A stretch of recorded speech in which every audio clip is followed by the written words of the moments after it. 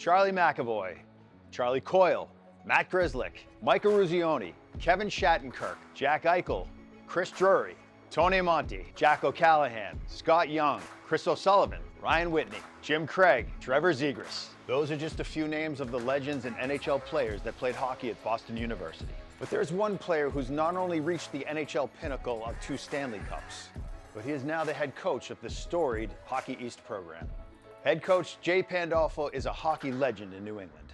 And now as head coach of the Terriers, I'm sure that head coach Jay Pandolfo is looking to round out his accolades with a national championship. And maybe sprinkle in a few Beanpot championships as well. Now we all know that talent can get you pretty far in this game, but hard work, perseverance, and a winning culture will get you even farther. And I believe that's what Pandolfo and his coaching staff continue to bring to this team. So for those of you who thought winning a Stanley Cup was really the pinnacle, Pandolfo and his team are working to prove you wrong. Tonight I'm with the BU Terriers men's hockey team. And tonight is Hockey Night New England.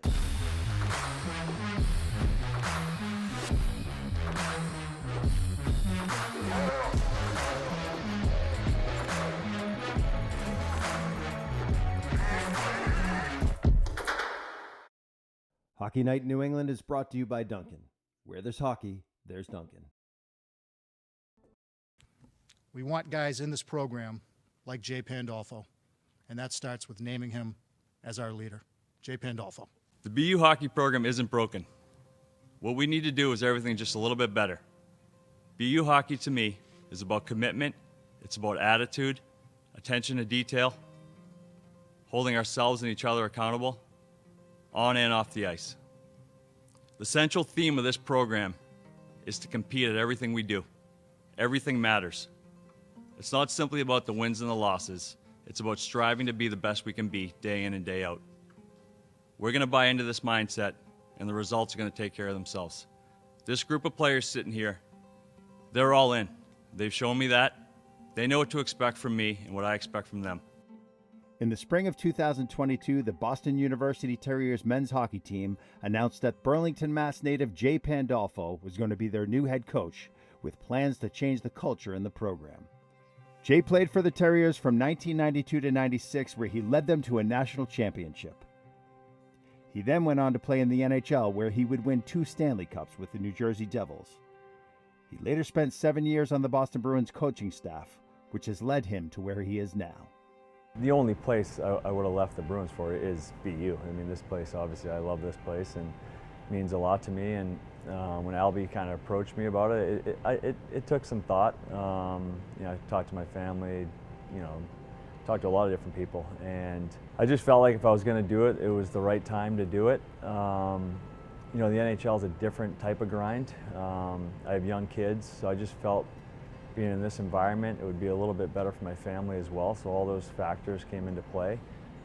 But at the end of the day, coming back here and having that opportunity to coach at Boston University, a place that means a lot to me, was really the deciding factor. So I think you're talking about one of the most accomplished players in BU history. When you look at the 4 Frozen Fours and the captains, the captaincy, then what he went on to do in the pros was just special, winning cups. We didn't hire Jay because of what he did in the pros. I think he's had success his whole life based on the person that he is. Well, I was lucky enough that I knew him from before, so I knew what he was going to be about. And obviously that is what kind of got me excited about the opportunity. And so far he's done everything that he said he was going to do, which is why he's so good at what he does. Jay is utilizing all the lessons he learned as a BU player, an NHL star, and an experienced coach to shift the energy and bring BU back to the top of the standings. I think there's some excitement back in the program. I think it starts from the top up. I think Jay brings a mindset, an attitude that, hey, he wants his program to get back, and expectations are high, but we're going to have high standards as well. And also we have great leaders. We have great leadership. The senior class, a lot of these guys came back to school. Jay O'Brien could have signed, Dom Fensor could have signed, but they came back and they want to really leave their mark. And I think that speaks to their character. There's this different aura around the team this year. 4, 5, whatever seasons have been a bit of a lull for BU hockey. I I think everybody around college hockey knows that, knows where BU should be. You know, obviously with the new coaching staff, with Kimmer, Jay, and Joe, and you know, guys who kind of bring a different element to BU, and you can just see it in the press conferences. You know, with that Pando had when he was named captain, and just the amount of passion he has for BU. Not only does the new coaching staff bring a new energy to the team, but there's a familiar face roaming the halls who helps guide that spark. They realize he's a real guy, as I had to convince my kids. Mike Eruzione's not an actor from the movie Miracle, he's real. It's a pretty good job. I think my wife is very jealous of what I have here. I kind of call it an ambassador role. I just do a variety of things for the school. Whatever they ask me to do, I do it. Whether it's meet with recruits in all sports, go to alumni events.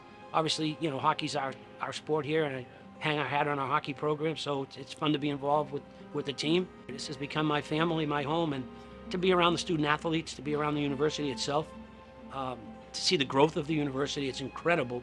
You know, look what we have behind us now. Look at some of the facilities, the amenities that all our students have.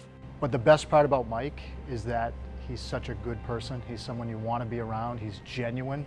So it's not about magical goals that he scored. It's not really about his legacy as a U.S. captain. His legacy to me is that he's just a wonderful ambassador of BU hockey, but he's just great. He's great to be around, and I think everybody's drawn to him. I think they realize just what a really good person he is, and that's why he's been so popular for 42 years. For those who start wearing sweaters when it's still 80, we've got the Blood Orange Dunkin' Refresher. Because it's time your summer gets a fall refresh. Fall hard with the Blood Orange Dunkin' Refresher. America runs on Dunkin'.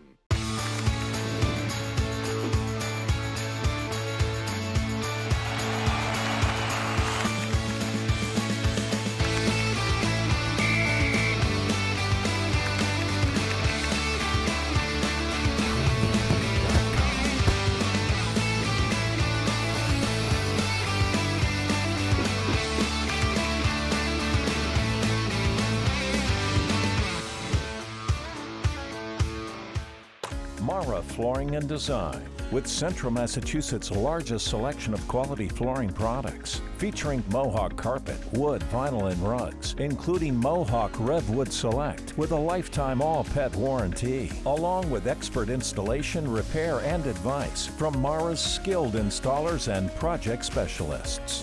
When you walk out of here, we want you to be able to say, wow, that was a great place. That was a great experience. Being a family-owned business, it's our pleasure to earn your business. Now open, Warrior Ice Arena, the official practice and training center of the Boston Bruins. Our state-of-the-art facility brings the enjoyment of skating to all levels. Interested in learning how to skate or play hockey? Our hands-on staff will get you moving in no time. It's the perfect place for your corporate event, birthday party, or special occasion. Open daily, offering public skating, public hockey, and freestyle. Skate where the pros skate. Warrior Ice Arena at Boston Landing. Visit us at warrioricearena.com or 617-WARRIOR.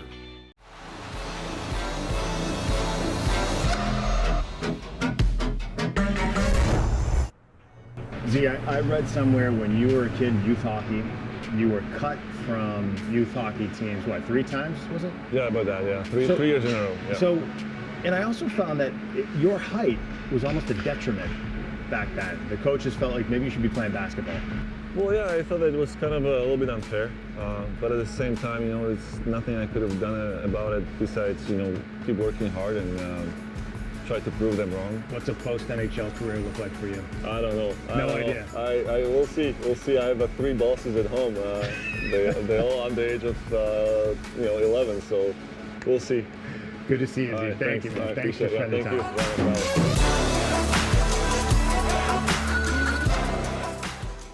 He was a great kid, and obviously you're here, you're in the hockey community, and there's no better community, and that's where he was brought up. That's where his character was formed. That's where all his friendships began. Corey would be the ultimate glue guy, for sure. Someone that was incredibly inclusive. The biggest problem we ever had with Corey is that he'd show up with too many people everywhere he went. He was at a fundraiser for Pete Frates down in Nantucket. And he had raised more money than anybody else. That's what filled his heart with joy, and as a result, People loved him, and he was always helping people. So Corey still inspires us all. The foundation is called the Corey C. Griffin Foundation, but we call it Corey's Kids now. I think when you get to see these young children and you see their lives improving over the years, and we think that we had a small part in that. Corey didn't get to have a family of his own, would have been a great dad. We consider these kids Corey's kids. Corey Griffin Foundation is focused on making sure that every child, no matter of background or family situation, has an opportunity to succeed, achieve, and thrive. The Corey C. Griffin Foundation started and really was an extension of the work my brother was doing while he was here with us. We would love for more people to get involved, to come to help these kids, interact with these kids, and be the role model that these kids could use. We're so proud of what we've been able to do in Corey's name, and we know that he is too.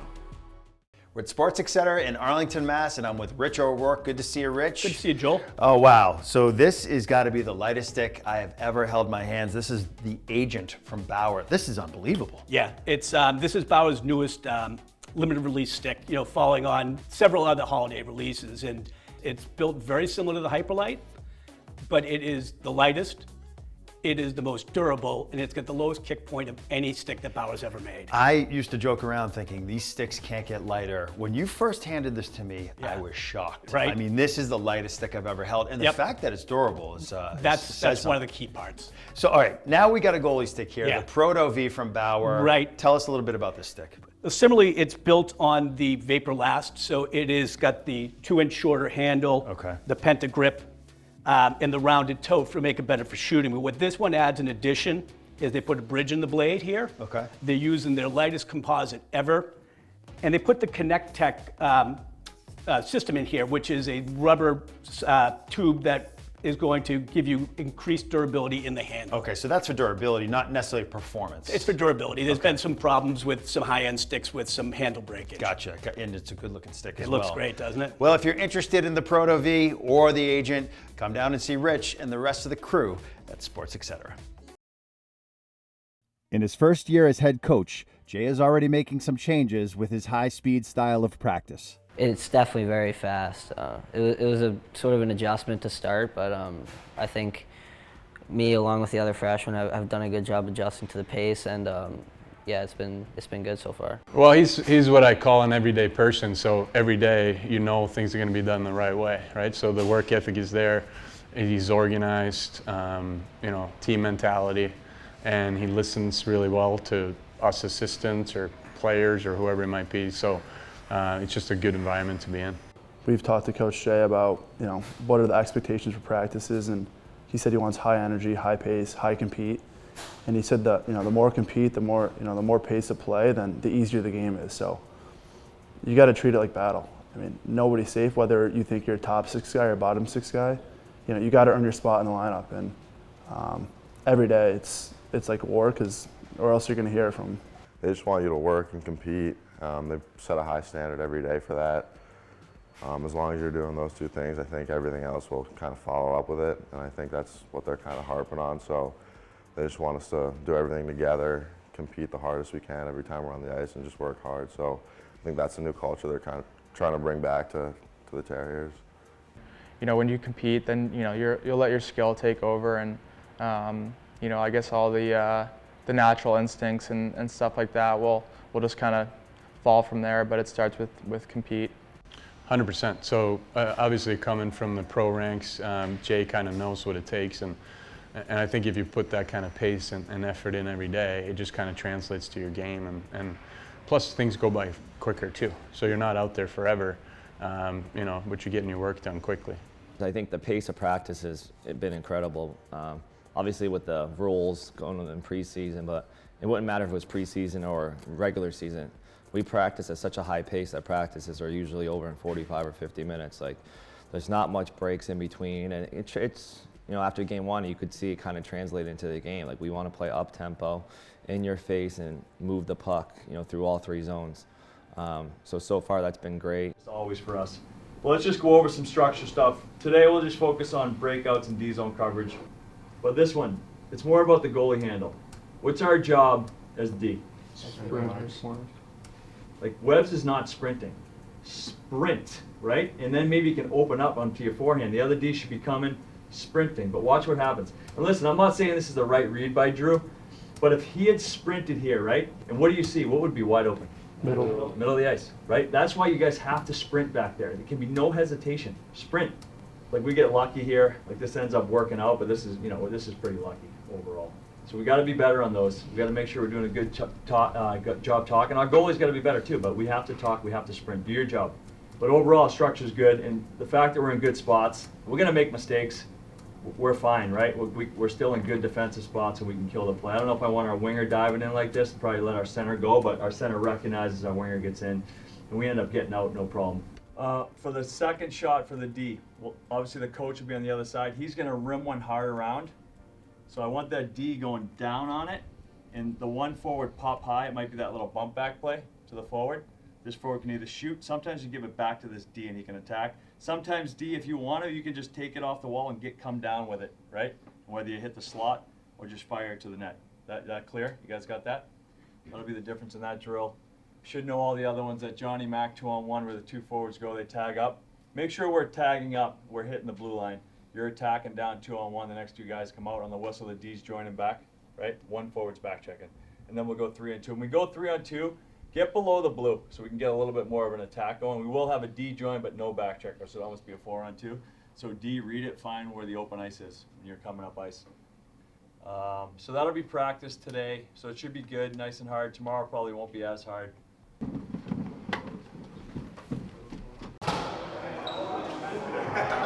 lot of good drills out there today. A lot of battles, a lot of skating. Hey-o, hey-o, hey-o. We're ready to go now. Dak, how much longer you need? 2? We're ready, but Dak's not.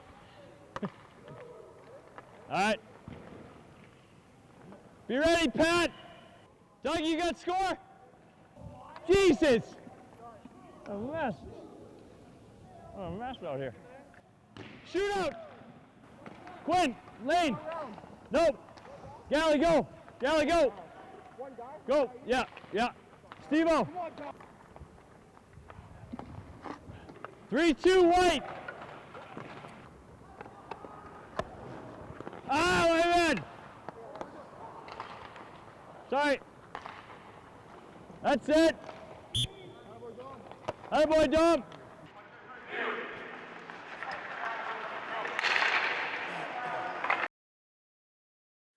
If you get kicked out of your neighbor's yard for stealing their leaves, you're gonna need something to fuel you up so you can sneak back in. Fall hard with the Pumpkin Cream Cold Brew. America runs on Dunkin'.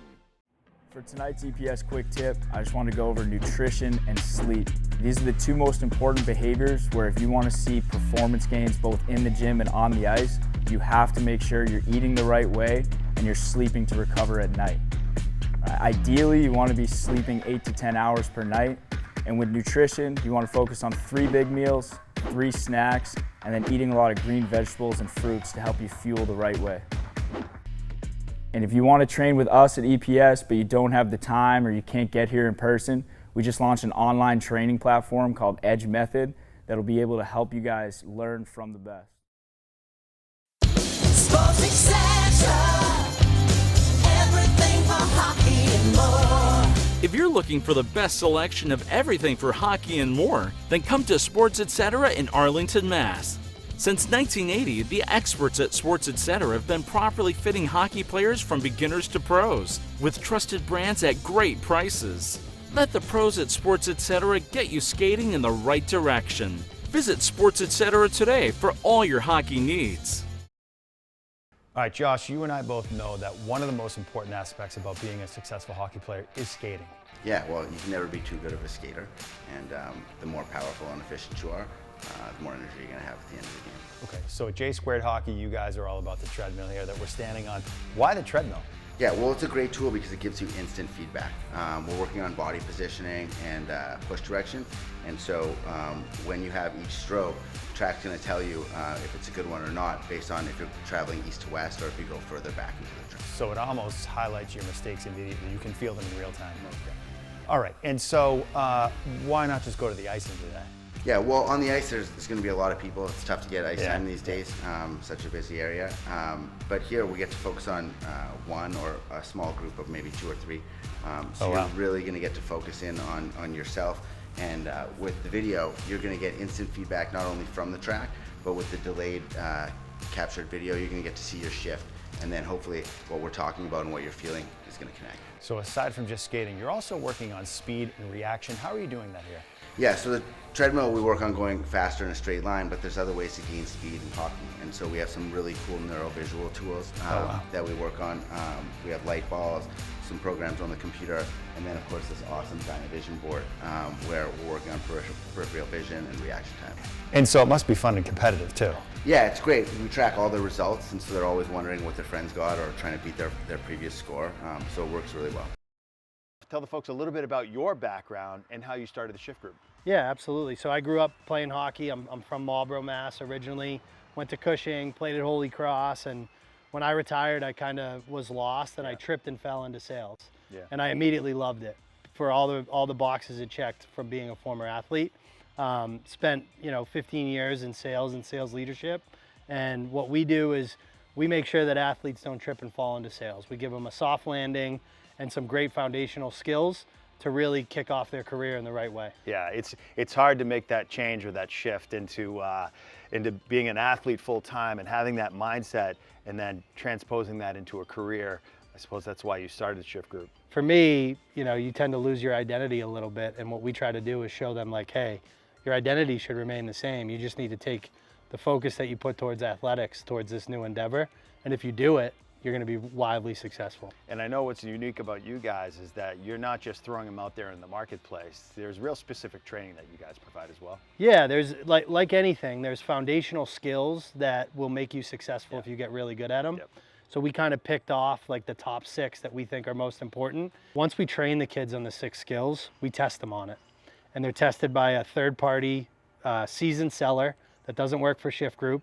They give them grades, and we're launching a leaderboard in the next couple months here, where companies will be able to actually log in, see where candidates stand against their peers, and watch game tape of them doing mock cold calls, doing mock discovery calls, presenting 30, 60, 90s. So full game tape before you ever interview a candidate for $0. How can people get in touch with you? They can visit our website, www.shiftgroup.io, and there's pages for athletes and for companies that they can find us on. Great job. I'm with Tom Ford from Dynamic Skating. Tom, good to see you again. What are we doing today? Nice to see you, Joe. Thank you. Today we're going to go over the power straddle. That's a name that we give it. Some people use the term sculling. Some people refer to it as just forward thrusting, almost like the backwards thrust. And what are you looking for? We're looking for a way to just get a wider base in puck protection mode, to be able to generate speed just using your inside edges with your feet, your skates on the ice. Take a look. Absolutely.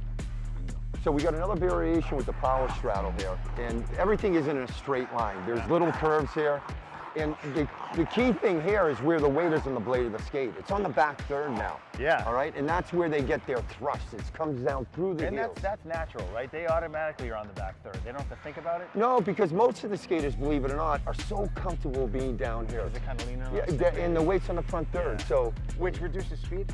It does, because not enough of that blade is digging in the ice. Those speed skaters have those long blades for a reason. More blade digging in the ice, the faster you go. So what we have here is another variation with that power straddle. It's a lane change where you're coming out of it with crossing the feet. So highly effective where you're coming on a D-man and then getting your angle back, right? And you're crossing over right there, bang. So you'd see it if a defenseman's here and you make the move out here, getting back to that net, boom, right in there.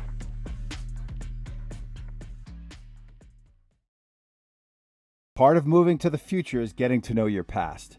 This program is rich with history. They have 5 national championships and 28 Beanpot titles since 1966. Despite historical dominance, recent years have not been up to par with what the university is used to, with former head coaches Jack Kelly and Jack Parker.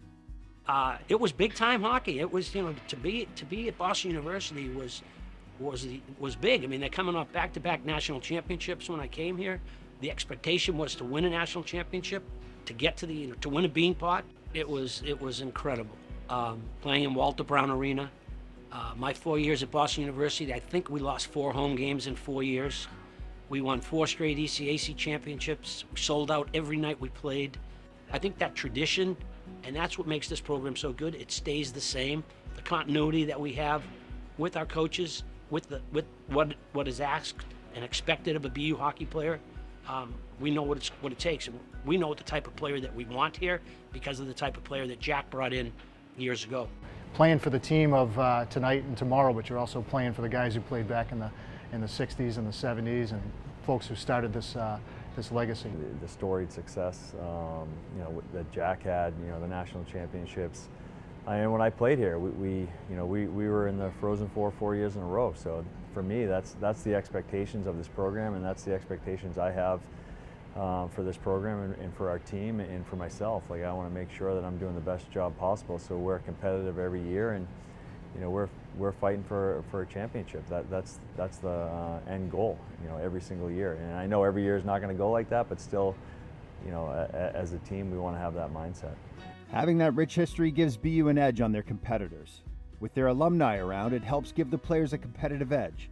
It really shows them what their potential can be. Some of the guys that, like Charlie and Grizz and Jack and Erod or whoever it might be that's training here in the summer, seeing them around kind of shows the players that, oh, maybe, I could go there one day too.